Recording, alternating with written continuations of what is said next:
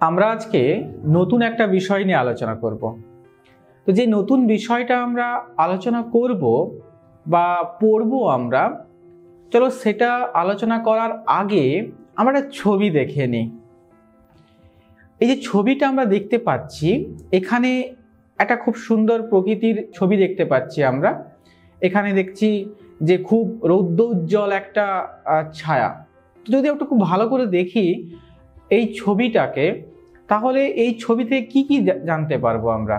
এখানে যা যা জানতে পারি সেটা এরকম যে এখানে শুনশান একটা দুপুরের পরিবেশ, কোনো মানুষজন নেই, পশু পাখিদেরও আমরা মোটামুটি দেখতে পাচ্ছি না, প্রায় রৌদ্র চারিদিকে খাঁ খাঁ করছে, এরকম একটা পরিবেশ। তো যেটা আমরা পাচ্ছি সেটা হচ্ছে গিয়ে কি না, শুনশান একটা দুপুরের পরিবেশ, মানুষজন নেই, পশু পাখিদেরও আমরা দেখতে পাচ্ছি না, আর প্রায় প্রখর রৌদ্রে চারপাশে খাঁ খাঁ করছে।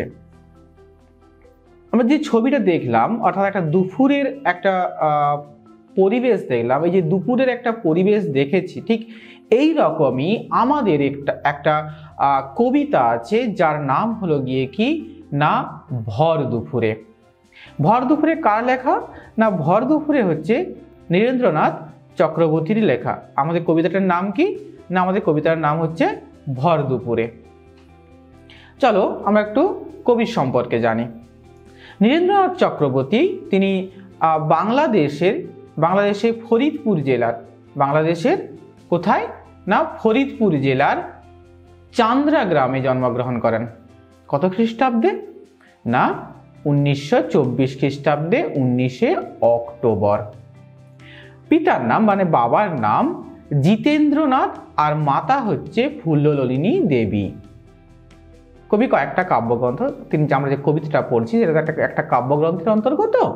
তো এরকম কবির কয়েকটা কাব্যগ্রন্থের নাম হচ্ছে গিয়ে কি কি, নীল নির্জন, অন্ধকার বারান্দা, প্রথমে নায়ক, কলকাতার যিশু। এটা খুব আমাদের মনে রাখতে হবে যে কলকাতার যিশু, উলঙ্গ রাজা প্রভৃতি। মোটামুটি আমরা যে কয়েকটা কাব্যগ্রন্থের নাম মনে রাখবো তার মধ্যে অবশ্যই কলকাতার যিশু, অন্ধকার বারান্দা আর উলঙ্গ রাজা। এছাড়াও বাকিগুলো আমরা অবশ্যই মনে রাখতে হবে, মোটামুটি সবগুলো না পারলেও কিছু কিছু অবশ্যই মনে রাখতে হবে। তিনি প্রত্যহ সত্যযুগ পত্রিকায় কাজ করতেন, দুটো পত্রিকায় তিনি কাজ করতেন। পরবর্তীকালে আনন্দবাজার পত্রিকা, যে আনন্দবাজার পত্রিকা আজ আমরা এখনো পড়ি, সেই আনন্দবাজার পত্রিকায় যোগদান করেন। আর কি হিসাবে না সম্পাদকীয় নিবন্ধকার হিসাবে তিনি সেখানে কাজ করতেন। এছাড়াও আনন্দমেলা সঙ্গে যুক্ত, আনন্দমেলাটাও এক পত্রিকার নাম, আনন্দমেলা পত্রিকায় তিনি কাজ করতেন। তিনি যে সকল পুরস্কারগুলো পেয়েছিলেন তার মধ্যে কয়েকটি হচ্ছে গিয়ে কি না তারাশঙ্কর পুরস্কার, উল্টো রথ পুরস্কার, আনন্দ পুরস্কার আর সাহিত্য একাডেমি পুরস্কার। এইগুলো হলো আমরা চারখানা পুরস্কারে পাচ্ছি, একটা তারাশঙ্কর পুরস্কার একটা পাচ্ছি, উল্টো রথ পুরস্কার, আনন্দ পুরস্কার আর সাহিত্য একাডেমি পুরস্কার। তার কয়েকটা কাব্যগ্রন্থ কি কি পেলাম আমরা? কয়েকটা কাব্যগ্রন্থের মধ্যে নীল নির্জন, অন্ধকার বারান্দা, প্রথম নায়ক, কলকাতার যিশু, উলঙ্গ রাজা। আমরা যেটা বলেছি তোমাদের যে মোটামুটি দুটো বা তিনটে আমরা কাব্যগ্রন্থের নাম মনে রাখবো, সেগুলো কি কি? অন্ধকার বারান্দা, উলঙ্গ রাজা আর কলকাতার যিশু। এইগুলো বেশি করে মনে রাখার চেষ্টা করব আমরা। তিনি কোথায় জন্মগ্রহণ করেন? না তিনি জন্মগ্রহণ করেন ফরিদপুর, যেটা এখন বর্তমানে বাংলাদেশে অবস্থিত। আমরা দেখে বলেছি যে বাংলাদেশ, আগে যদিও কবি যখন জন্মগ্রহণ করে তখন বাংলাদেশ হয়নি, তখন সেটা ভারত ছিল, ইংরেজ অধীন ভারত ছিল, কিন্তু বর্তমানকালে এই জায়গাটি বাংলাদেশের অন্তর্গত। তো বাংলাদেশের ফরিদপুর জেলার কোথায় না চান্দ্রা গ্রামে হচ্ছে গিয়ে কি তিনি জন্মগ্রহণ করেছিলেন। তিনি মারা গিয়েছিলেন কত সালে? না 2018 সালে তিনি মারা যান। নেক্সট আমরা কবিতাটা পড়ব। নীরেন্দ্রনাথ চক্রবর্তীর এই যে কবিতাটা, এই কবিতাতে কবি আমাদের যে পারিপার্শ্বিক দুপুরবেলার যে পরিবেশ, সেই পরিবেশের কি ধরনের বিষয় আমরা লক্ষ্য করি, সেই বিষয়টাকে কবি কিন্তু তুলে ধরার চেষ্টা করেছেন বা তুলে ধরেছেন।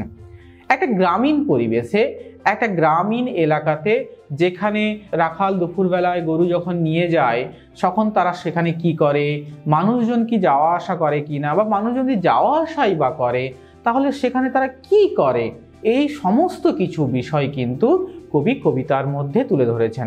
শুধু কিন্তু মানুষজনের সঙ্গে মানুষজন কি যাওয়া আসা নয়, পরিবেশ মানে বাড়ির ভেতরে তারা কি করে, এরকমও কিছু কিছু বিষয় কিন্তু কবি তার এই কবিতা অর্থাৎ ভর দুপুর কবিতার মধ্যে তুলে ধরেছেন।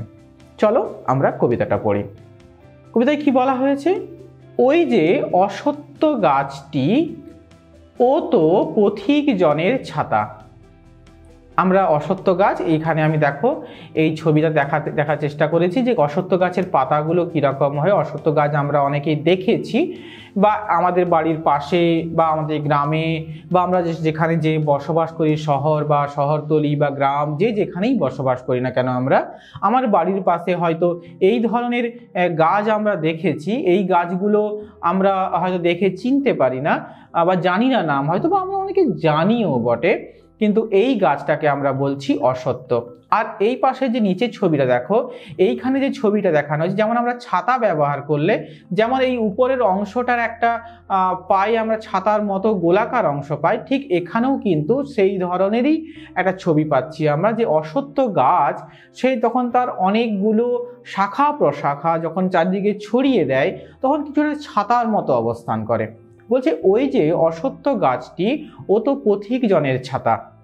কেন পথিক জনের ছাতা? যখন খুব রৌদ্র গ্রীষ্মকালীন পরিবেশ বা যখন খুব রোদ ওঠে, সে শহর হোক, গ্রাম হোক, শহরতলি হোক, গঞ্জ হোক, যেখানেই হোক না কেন, মানুষ যখন গরমে পথ দিয়ে হেঁটে যায়, সেই হেঁটে যাওয়ার সময় তারা কি করে না, প্রখর রোদ থেকে বাঁচার জন্য গাছের আশ্রয় নেয়। আর অসত্য গাছ যেহেতু অনেকগুলো শাখা প্রশাখা নিয়ে সেই বিশাল আকার ধারণ করে এবং তার নিচে এক শীতল স্নিগ্ধ ছায়া প্রদান করে, আর পথিকরা এই ছায়াতে নিজেদের প্রখর রৌদ্র থেকে নিজেদেরকে বাঁচায় বা নিজেদের একটু আশ্রয় গ্রহণ করে, তাই এই অসত্য গাছকে পথিক জনের ছাতা বলে। যেমন আমরা কি করি, বর্ষার সময় বৃষ্টি যখন হয়, সেই বর্ষার সময় আমরা ছাতা নিয়ে যখন আমরা বৃষ্টি থেকে বাঁচার জন্য ছাতা ব্যবহার করি, ঠিক এখানেও প্রখর রৌদ্র থেকে নিজেকে বা নিজেকে পথিকরা বা মানুষজন নিজেকে বাঁচানোর জন্য, রৌদ্র থেকে নিজেদের আত্মরক্ষার জন্য একটু আশ্রয় গ্রহণ করে। কোথায় না, অসত্য গাছের গোড়াতে বা অসত্য গাছের তলাতে।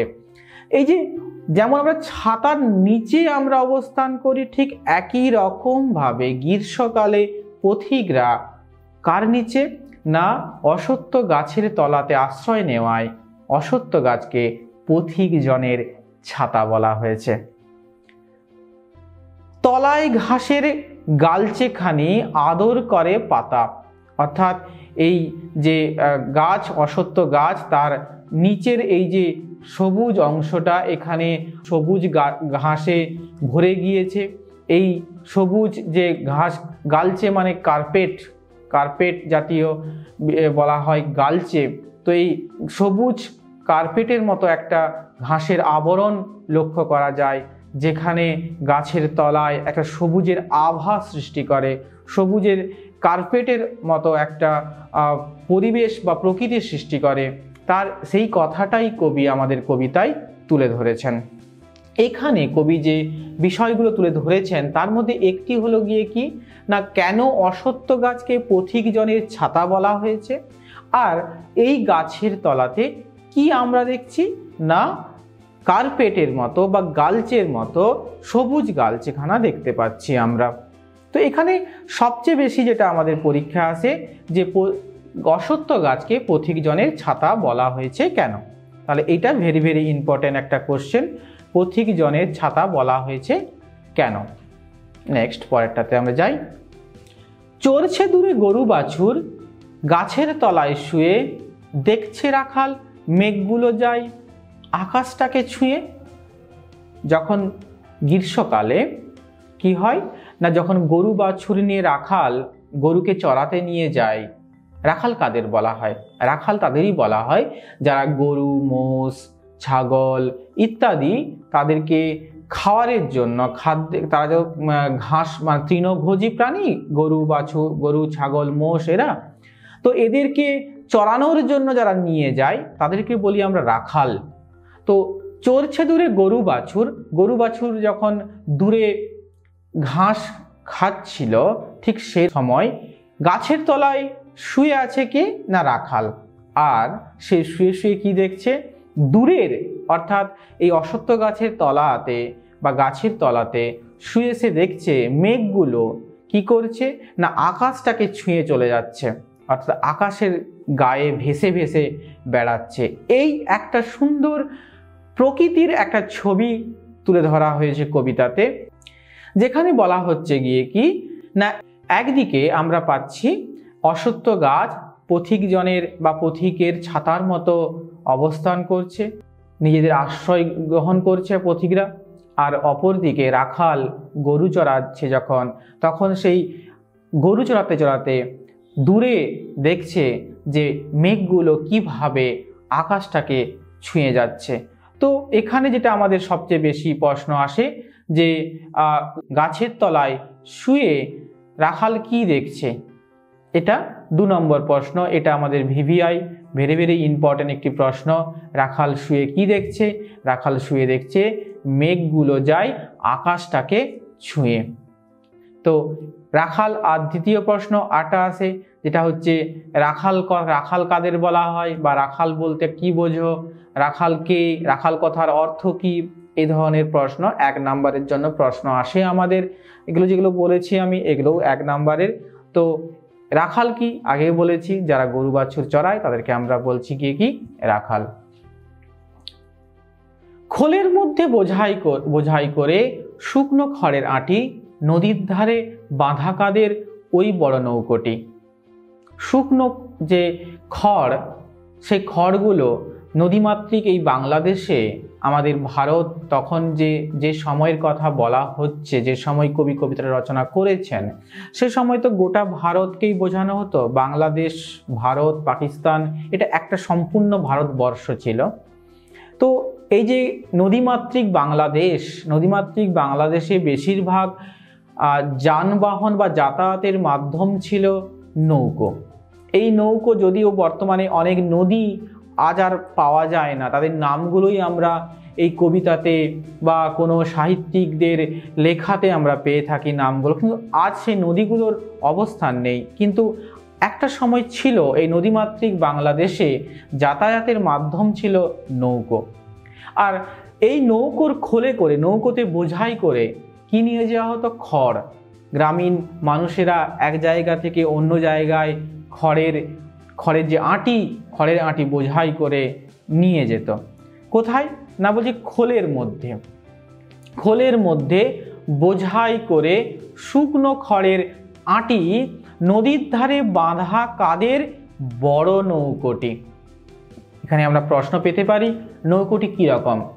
নৌকোটি বড়, ছোট, ভাঙা, ঝাঁঝরা।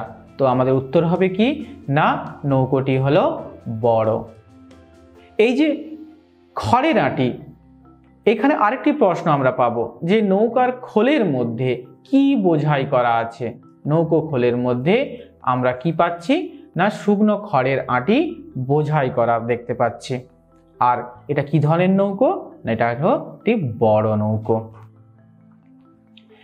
কেউ কোথাও নেই বাতাস ওড়ায় মিহিন সাদা ধুলো, ভর দুপুরে যে যার ঘরে ঘুমোচ্ছে লোকগুলো। আমি কিন্তু কবিতা পড়ানোর শুরুতেই বলেছিলাম কবি এখানে যে বিষয়টা তুলে ধরেছেন শুধুমাত্র যে প্রকৃতির বাহ্যিক যে রূপ তা নয়, বা বাইরের প্রকৃতিটা নয়, বাইরের প্রকৃতি ছাড়াও মানুষজন, সাধারণ মানুষ এই প্রখর রৌদ্র থেকে বাঁচার জন্য তারা কি করছে, তারা বাড়িতে কোথায় কিভাবে অবস্থান করছে, সে কথাটাও কিন্তু কবি এই কবিতার মধ্যে তুলে ধরেছেন। কবি কি বলেছেন? কেউ কোথাও নেই বাতাস ওড়ায় মিহিন সাদা ধুলো, মিহিন সাদা ধুলো। গ্রীষ্মকালে চারিপাশ যখন খুব ধুধু হয়ে যায়, অর্থাৎ গাছপালা প্রায় অনেক গাছপালা থাকে, শুকনো হয়ে যায়, মারা যায় বৃষ্টির অভাবে। মানুষ যেহেতু ঘাস শুকনো হয়ে যায়, মাটিও ধরে রাখতে পারে না, তখন যে ঘূর্ণিঝড় একটা সৃষ্টি হয় হঠাৎ নিম্নচাপের ফলে, সেই ঘূর্ণিঝড়ের ফলে যে ধুলো কি হয়, উড়তে থাকে। আমি একটা ছবি এখানে দেখিয়েছি, দেখো এইখানে যে ছবিটা আমরা পাচ্ছি, এইখানে দেখো একটা কর্ষিত একটা জমি, অর্থাৎ কর্ষণ নাঙল করা আছে, নাঙল করা একটা জমিতে যখন হঠাৎ এখানে একটা ঘূর্ণিঝড়ের সৃষ্টি হচ্ছে, সেখানে কিভাবে ধুলোগুলো উড়ে যাচ্ছে, মিহিন সাদা ধুলো। ঠিক এই রকমই একটা কবি প্রকৃতির কথা তুলে ধরেছেন, যেখানে দুপুর বেলায় হঠাৎ একটা ঘূর্ণিঝড়ের ফলে বায়ু সেই খানকার যে ধুলো, বালি ইত্যাদিকে কি করছে না উড়িয়ে নিয়ে যাচ্ছে। সেই একটা প্রকৃতির ছবি তুলে ধরেছেন। তার সঙ্গে কবি কি করেছেন না, এই একই সময়ে মানুষজন, সাধারণ মানুষ কি করেছেন, ভর দুপুরে অর্থাৎ দুপুর বেলায় ঘুমোচ্ছে লোকগুলো। কোথায় না ঘরে, অর্থাৎ বাড়ির ভেতরে। তারা বাড়ির ভেতরে ঘুমোচ্ছেন, কারণ এই রৌদ্রতে, এই প্রখর রৌদ্রতে কোনো কাজ করা সম্ভব নয়। যেহেতু কাজ করা সম্ভব নয়, তাই নিজেদেরকে সুস্থ রাখার জন্য, স্বাভাবিক রাখার জন্য তারা কি করে না বাড়ির ভেতরে আশ্রয় গ্রহণ করে। এইরকমই একটি সুন্দর প্রকৃতির কথা আমরা কিন্তু কবিতার মধ্যে পাচ্ছি। শুধু কি আর মানুষ ঘুমোয়? কি বলছে? শুধু কি আর মানুষ ঘুমোয়? কেন? মানুষ দুপুরবেলা মানুষ ঘুমোয়, আর না হয় আমি ভাবলাম পশু পাখি। কই বলছে না, শুধু মানুষ নয়, এই প্রখর রৌদ্র থেকে শুধু মানুষরা নয়, মানুষ ছাড়াও প্রকৃতিও ঘুমোয়। কেন প্রকৃতি ঘুমোয়? এই প্রখর রৌদ্রতে শুধু প্রকৃতি বলতে গাছপালা নয়, পশু পাখি, কীট পতঙ্গ, ফুল, সবাইকে আমরা একসঙ্গে কথা বলি। কবি বলছেন শুধু কি আর মানুষ ঘুমোয়? মানুষ ছাড়াও যে জানে সেই জানে, আঁচল পেতে বিশ্বভুবন। বিশ্বভুবন কথার অর্থ কি? বিশ্বভুবন কথার অর্থ হচ্ছে পৃথিবী। ঘুমোচ্ছে এইখানে, অর্থাৎ এই গোটা পৃথিবীতে কারা না শুধু মানুষ ছাড়াও, মানুষ বাদ দিয়েও প্রকৃতিতে গাছপালা সবাই স্তব্ধ। পশু পাখি প্রখর রৌদ্র থেকে নিজেদের বাঁচানোর জন্য গাছের আশ্রয় নিয়েছে, গাছের তাদের বাসায় আশ্রয় নিয়েছে। তারাও চায় না এই যে প্রখর রৌদ্র, এই প্রখর রৌদ্রতে নিজেদেরকে অসুস্থ করতে, নিজেদেরকে আত্মরক্ষা করার জন্য তারা আশ্রয় নিয়েছে। কোথায় না গাছের তলায় বা গাছের কোঠরে বা তাদের বাসাতে। অর্থাৎ শুধু মানুষ নয়, মানুষ ছাড়াও প্রকৃতিও কিন্তু, এই বিশ্ব প্রকৃতি অর্থাৎ গোটা পৃথিবীও কি করছে না ঘুমোচ্ছে। এই ছিল আমাদের হলো গিয়ে কি কবিতা। কবিতার যে বিষয় সংক্রান্ত আমরা একটু আলোচনা করি, তাহলে আমরা এখানে যেটা পাবো সেটা হচ্ছে একটি অশ্বত্থ গাছের কথা বলা হয়েছে। সে দাঁড়িয়ে আছে এমনভাবে যেন পথিকজনের গিয়ে কি না পথিকজনের মাথার উপর ছাতা মেলে ধরেছে, আর তার তলায় নরম ঘাসের যেন চাদর সবুজ রঙের গালিচা পেতেছে। রাখাল বালকেরা তার তলায় শুয়ে, দূরে মাঠে গরু বাছুর চরছে। রাখাল বালক আকাশের দিকে তাকিয়ে দেখছে মেঘগুলো কেমনভাবে আকাশটাকে ছুঁয়ে ভেসে চলেছে। আমি কিন্তু দুটোই প্রশ্ন বলেছিলাম এই প্রথম স্ট্যাঞ্জা থেকে। একটা হচ্ছে কেন অশ্বত্থ গাছকে পথিকজনের ছাতা বলা হয়েছে, আর দ্বিতীয় প্রশ্ন বলেছিলাম যে দূরে রাখালরা গাছের তলায় শুয়ে কি দেখছিল, বা রাখালরা কোথায় শুয়েছিল গাছের তলায়, তারা কি দেখছিল। আর কি নৌকো ঘাটে খড়ের আঁটি বোঝাই আছে। কি বোঝাই আছে না খড়ের আঁটি বোঝাই আছে। নির্জন যে প্রকৃতি, সেই প্রকৃতির বাতাসে ধুলোর ঝড় উঠতে দেখা যায়। সাধারণ মানুষ ভর দুপুরে সবাই ঘরের ভেতরে অবস্থান করছে। ক্লান্ত স্নিগ্ধ পরিবেশ, শুধু মানুষ নয় প্রকৃতিও ঘুমাচ্ছে একই রকম। এই বিষয়টাই কিন্তু কবিতায় আমাদের তুলে ধরা হয়েছে। অর্থাৎ একদিকে আমরা প্রকৃতির কথা পাবো, যে প্রকৃতি তারা তাদের যে বাস্তব পরিবেশ অর্থাৎ প্রখর রৌদ্র থেকে বাঁচার জন্য তারাও যেমন গাছের তলায় বা গাছের নিজেদের বাসাতে আশ্রয় নিয়েছে, তারাও স্তব্ধ, গাছপালা পাতা নড়ছে না। অপরদিকে মানুষ, তারাও আশ্রয় নিয়েছে তাদের আশ্রয়স্থল অর্থাৎ বাড়িতে।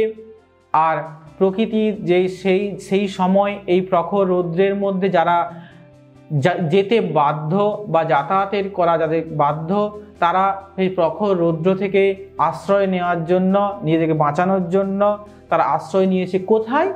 না, অশ্বত্থ গাছের তলায়। এই যে অশ্বত্থ গাছের তলায় আশ্রয় নিয়েছে, সেই আশ্রয়স্থল অশ্বত্থ গাছটাকে আমরা পথিকজনের ছাতা বলছি। কয়েকটি শব্দের অর্থ আমরা জানবো, আমাদের যেগুলো পরীক্ষায় আসে সেরকম। প্রথম হচ্ছে ভর দুপুরে। এই ভর দুপুরে সবচেয়ে বেশি পরীক্ষায় আসে, এটি ভেরি ভেরি ইম্পর্টেন্ট। ভর দুপুর কথার অর্থ কি? উত্তর হবে দ্বিপ্রহর। আবার কখনো কখনো এই দ্বিপ্রহর যে শব্দটা আমরা পাচ্ছি, এটা কোথা থেকে এসছে? দ্বিযুক্ত প্রহর থেকে দুপুর, দুপুর কথাটি দ্বিপ্রহর থেকে এসছে, অর্থাৎ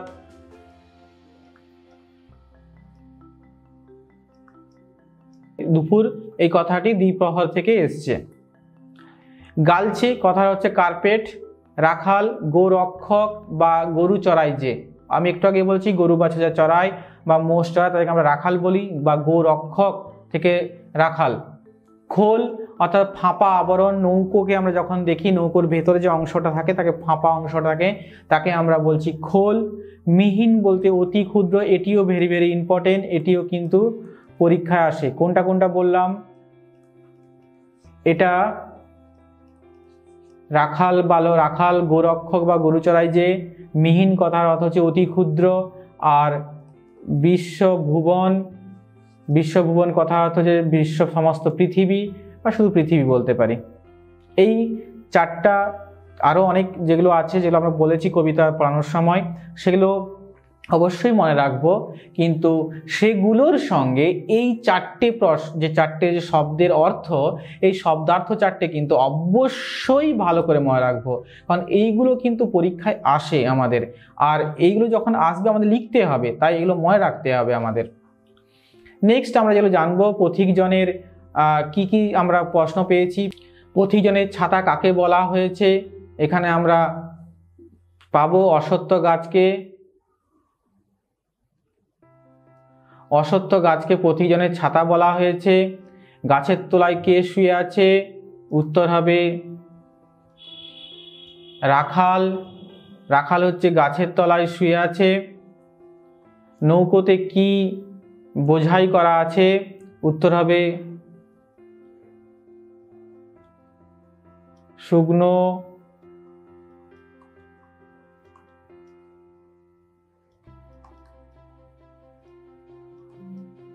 খড়ের আঁটি। আঁচল পেতে কে ঘুমোচ্ছে? এটা হবে নেক্সট, আঁচল পেতে কে ঘুমাচ্ছে? আঁচল পেতে ঘুমাচ্ছে হচ্ছে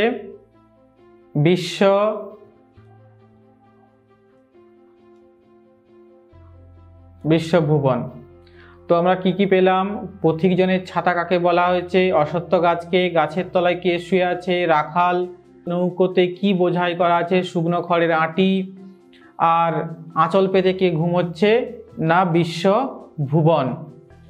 আমাদের যে কবিতার নামকরণ, আমরা কবিতার যে নামকরণ আমরা পাবো, আমি তোমাদের এটা বলে রাখি, কবিতার নামকরণ সাধারণত তিনটে বিষয়ের উপরে হয়। একটা চরিত্র কেন্দ্রিক, দ্বিতীয় নম্বর হয়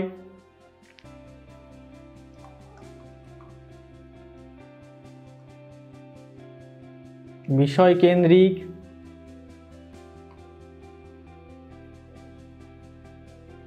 একটা হয় ব্যঞ্জনা কেন্দ্রিক। ব্যঞ্জনা, এই তিনটে বিষয়ের উপর নির্ভর করে আমরা কিন্তু কোনো একটি কবিতা বা কোনো সাহিত্যের বিষয়কে আমরা নামকরণ করি।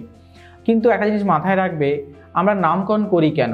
আমাদের প্রত্যেক মানুষের বা প্রত্যেকেরই একটা করে নাম আছে, কিন্তু আমাদের নাম অনেক সময় নামের সঙ্গে আমাদের যে ব্যবহার মিল পায় না বা মিলে না। কিন্তু আমাদের প্রকৃতিতে যদি আমরা যাই, প্রকৃতির বেশিরভাগ বা প্রায় সমস্ত বিষয় বা সমস্ত কিছুরই নাম তাদের মিল পাওয়া যায়। অর্থাৎ আমরা বলতে পারি একটা নামের থেকে বা একটা নাম থেকে আমরা কি পাই না ওই বিষয়ের সম্পূর্ণ ধারণা পেতে পারি। নাম আমাদের কোনোটি বিষয়ের ধারণা দিয়ে থাকে। তো সেই রকমই এখানে আমরা নামকরণের সার্থকতা যদি অনেক সময় পরীক্ষায় আসে, আমি এটা লিখলেই হবে, যে কোনো রচনার একটি প্রধান বিষয় হলো তার নাম। রচনা কেন, যে কোনো একটা নাম রাখতেই হবে আমাদের, কেননা এই নামের উপর রচনার একটি আগাম ধারণা পাওয়া যায়। আমি একটু আগেই বললাম যে নাম দেখে আমরা বুঝতে পারি যেখানে কি আছে। ধরো আমি যদি বলি যে এখানে রাত্রি আবাস করার সুব্যবস্থা আছে, মানে আমি সেখানে দিলাম যে রাত্রিতে বসবাস করার যে ব্যবস্থা আছে। কেননা এই জিনিসটা যখন কোনো সাইনবোর্ডে দেখতে পাবো, কোনো বোর্ডে দেখতে পাবো, তখন আমি বুঝতে পারবো যে হ্যাঁ এখানে আমি রাত্রে থাকতে পারি। ঠিক সেরকমই কোনো কিছু বিষয়ে যে নামকরণ যখন করা হয়, বা হিন্দু হোটেল, মুসলিম হোটেল এই যে করে, বা যারা আমরা মন্দির যখন বলি, তখন মন্দির বলার সঙ্গে সঙ্গেই কিন্তু আমাদের একটা ধারণা আছে যেটা হিন্দুদের। যখন মসজিদ বলি তখনই আমাদের সেখানে ধারণা চলে সেটা হচ্ছে মুসলিমদের। আবার যখন গির্জা বলি তখন সেটা আমাদের আলাদা ধারণা। এই যে একটা নাম, এই নাম থেকে আমাদের স্বাভাবিক আগাম একটা ধারণা চলে আসে।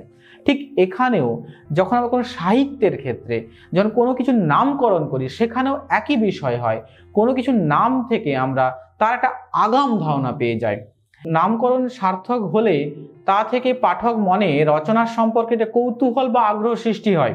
ভর দুপুরে কবিতাটি একটি গ্রাম্য নির্জন দুপুরের ঘন ছায়ার রূপ তুলে ধরা হয়েছে, যেখানে একটি অশ্বত্থ গাছ, যেটা আমরা বললাম, একটি অশ্বত্থ গাছকে প্রতিজনের ছাতা বলে তুলে ধরা হয়েছে। গরু বাছুর চড়াচ্ছে রাখাল এবং সে গাছের তলায় বসে দূরে যে আকাশে মেঘটা যাচ্ছে ছুঁয়ে, সে দেখছে। সমস্ত বিশ্ব প্রকৃতি নির্জন, সেই নির্জন প্রকৃতিতে মানুষজন বাড়ির মধ্যে ঘুমোচ্ছে। এই সমস্ত কিছু একটা যে দুপুর বেলাকার, এই দুপুর বেলাকার যেটা প্রকৃতির ছবি বা সমস্ত দুপুর বেলাকার ছবি এই কবিতার মধ্যে তুলে ধরা হয়েছে। এ থেকে আমরা, এবং কবিতার নামকরণ করা হয়েছে ভর দুপুরে, তা থেকে আমরা বলতে পারি যে এই কবিতাটির নাম কি না সার্থক হয়েছে। যেহেতু আমাদের এই কবিতাটার মধ্য দিয়ে কি তুলে ধরা হয়েছে না একটা দুপুর বেলাকার পরিবেশ বা পরিস্থিতির কথা তুলে ধরা হয়েছে, তাই এই কবিতাটির নামকরণ সার্থক হয়েছে। এই যে কবিতাটা আমরা পড়লাম ভর দুপুর, এই দুপুরের কবিতা থেকে কিছু জিনিস আমরা কিন্তু মনে রাখতে হবে।